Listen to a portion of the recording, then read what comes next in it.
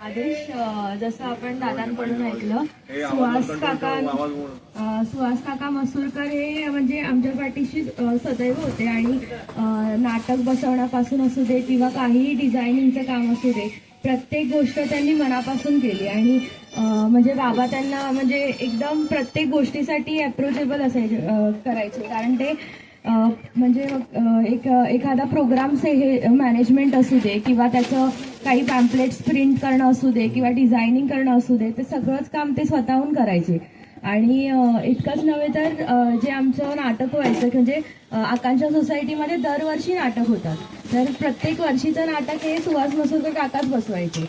आणि मग त्याच्यात एखादा म्हणजे रोल देणं आणि एक प्रॅक्टिस करून घेणं मनापासून अगदी म्हणजे कामावरून थकून आलेले असले तरी एक एनर्जी यायची, कारण ते जशी कमांड द्यायचे किंवा जशी पूर्ण ग्रुपला एनर्जी द्यायचे, तसे रात्री 3-3 वाजेपर्यंत नाटकाची प्रॅक्टिस चालू असायची. आणि त्यामध्ये आपण बघितलं असेल की बाबा पण नाटकात असायचे सहभागी, योगेश दादा असायचे, मी असायची. आणि त्याच्यामुळे त्यांनी एक कॉन्फिडन्स दिलेला की नाही तुम्ही करू शकतात. म्हणजे आईने स्वतःहून कधी नाटकात काम केलं नसेल तर आईने सुद्धा आमचं जे नाटक होतं, जे आपण नाथमठासाठी आपण नाटक केलेलं, तर त्याच्यामध्ये आईने सुद्धा सहभाग घेतलेला. तर तसंच सुहास मसूरकर काका आपल्याबरोबर सदैव आहेत आणि त्यांचे एक बोलत नाही, त्यांची एक पाठिंबा आपल्यासोबत सतत असणार आहे. आणि त्यांच्याकडून जे आपण जे शिकलोय ते आपण आपल्या आचरणात आणलं. म्हणजे त्यांचे गुण खूप चांगले होते. म्हणजे प्रत्येकाशी ते आपुलकीने बोलायचे. जरी आश्रमात आले तरी प्रत्येकाला सुहास मसूरकर काका माहितीच होते, लहानांपासून मोठ्यांपर्यंत. तर असेच आपल्याबरोबर ते असणारच आहेत. ओम नमो नारायण. आदेश माऊली, रामकृष्ण हरी. सर्वांना विनम्र वंदन. खरं तर खूप शिस्तीचा कार्यक्रम आज होतोय, तर त्याबद्दल सर्वांनी टाळ वाजून पहिलं आपलं कौतुक करा आपल्या सहभागींचे. एवढा फास्ट रीतीने आपण कार्यक्रम करतोय. आणि सर्वात महत्त्वाचे जे आपले बोलतात ना की ज्या सोसायटीचे आपले ऋण आहेत, तर ती सोसायटी म्हणजे आपली पंचरत्न सोसायटी. तर त्याच्या सर्व व लक्ष्मी सोसायटी व सर्वच म्हाडा कॉलनीच्या सोसायटी व त्यांचे सभासद अध्यक्ष या सर्वांचेच फार फार मोठे कौतुक आहेत किंवा आपल्यावर ऋण आहेत की त्यांनी आपल्याला एवढे वर्ष सांभाळले. म्हणजे आपण म्हणजे स्टार्टिंग पासून आपली फेज होती बाबांची, त्याला आपण पुनर्जन्म कॉलनी आपण त्याला बोलतो. तर ती आपली म्हाडा कॉलनी त्यांनी आपलं उभं केलं, म्हणजे आपलं घडवलं, आमचं लहानाचं मोठं केलं आम्हाला किंवा प्रत्येकाला इकडे शिकवलं. म्हणजे दत्तजयंतीला बोलण्याप्रमाणे प्रत्येकाचे विविध जे प्रॉब्लेम होते किंवा जे त्यांचे आयुष्यातले ज्या संघर्षाच्या गोष्टी होत्या त्या ह्या कॉलनीने सॉल्व्ह केल्यात किंवा या वास्तूने सॉल्व्ह केल्या. तर पहिले तर या वास्तूसाठी सर्वांनी टाळा वाजवा. या वास्तूने आपल्या घडवलंय किंवा आपल्याला मोठं केलं. प्रत्येकाला आपल्या प्रत्येकातील बोलतात ना की आतमधले जे मोठे ज्यांची स्वप्न होती ती सर्व पूर्णत्वाला आली आहे त्या वास्तूमुळे. तर या वास्तूने घडवल्याबद्दल किंवा बोलतात ना की या सोसायटीचे जे आपले उपकार आहेत तर ते आपण कधीच फेडू नाही शकत. आणि आता इमोशनल नाही होणार, पण आता एक आपल्या नवी उमेद घेऊन आपल्या आता पुढे चाल करायची आहे, ती म्हणजे आळंदीसाठी.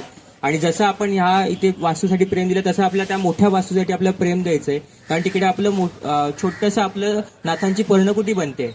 तर सर्वांनाच माहिती असेल, आपण वे टू जिंदगी युट्यूब चॅनल सर्वजण फॉलो करत असाल. आपलं युट्यूब चॅनल आहे वे टू जिंदगी.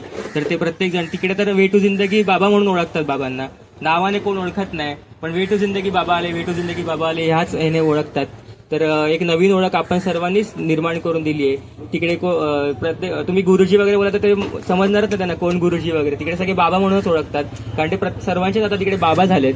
बाबा म्हणजे असं नाही की साधू संत कोणी, ते असं बोलतात की तुम्ही माझे आजोबा किंवा वडिलांप्रमाणे आहेत म्हणून ते बाबा बोलतात. म्हणजे स्टार्टिंग पासून मी बाबा बोलायचं त्यांना वाटायचं की त्यांचं नाव बाबाच असेल. म्हणजे सोन्यादा पण बाबा बोलायचा, कारण तो खूप दिवस राहिलेला. तुषारदा बाबा बोलायचा, त्यांना वाटले यांचे पण वडिलांप्रमाणे म्हणून ते बाबा बोलतात. तर ते त्या आदराने त्यांना बाबा बोलतात. कोणी असं नका समजू की बोलतात ना की साधू संत असतात किंवा त्याप्रमाणे त्या लेवलचे बाबा नाही, तर हे सर्वांचे फॅमिलीतले बाबा झालेत तिकडे. आणि त्याचप्रमाणे ती लोकही एवढा रिस्पेक्ट देतात की तेवढा आपण देतो. आणि त्यामुळे ते आपुलकीचं नातं जोडलं गेलंय. त्यांना पण समजलं की एकदम शिस्तीत राहणं कसं असतं किंवा आपली शिस्त काय आहे. तर त्याप्रमाणे तेही तिकडची खूप मोठी मंडळी आता आपल्याला जमा झाली आहे. जसे आपले इकडे शिलेदार होते तर तिकडे प्रत्येकाचे शिलेदार तिकडे काम सुरू आहे. म्हणजे मला कॉलची अपडेट येतात की माऊली तुम्हाला आज नाश्ता आणू का. मी बोललो आता मुंबईत येणार का नाश्ता द्यायला, आम्ही मुंबईत आलोय.